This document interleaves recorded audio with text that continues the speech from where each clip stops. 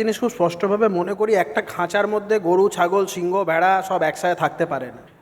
আমরা তো এর আগে পশ্চিমবঙ্গের ক্ষেত্রে তৃণমূল কংগ্রেসের সাথে একসাথে ঘর করার অভিজ্ঞতা আমাদের আছে। পার্টিটাকে মোটামুটি 2001 সাল থেকে আমরা এখানে জলাঞ্জলি দেওয়া শুরু করি। বিধানসভা নির্বাচন 2011 সালে মমতা বন্দ্যোপাধ্যায় আবার অগ্রাধিকার পেলেন এবং প্রথম জিতে আসার পরেই তার শুরু হলো পশ্চিমবঙ্গে কংগ্রেসকে সাইনবোর্ডে পরিণত করার যে প্রচেষ্টা। পতাকা ধরছে, সব উন্নয়নের যজ্ঞে ঝাঁপ মারছে। তো হেন পরিস্থিতিটা তৈরি হলো এবং পশ্চিমবঙ্গে কংগ্রেসকে একদম সাইনবোর্ডে পরিণত করবার জন্য যা যা করার মমতা বন্দ্যোপাধ্যায় করলেন। কংগ্রেস পচা, ডোবা টোবা এত কিছু বললেন। আমার খুব খারাপ লাগে যখন এর পরেও আমি অনেক সময় বলি যে পশ্চিমবঙ্গের কংগ্রেস কর্মীদের সাথে এত এক্সপেরিমেন্ট করা হয়েছে, গিনিপিগের সাথেও মনে হয় কোনো সায়েন্স ল্যাবরেটরিতে এত এক্সপেরিমেন্ট করা হয় না।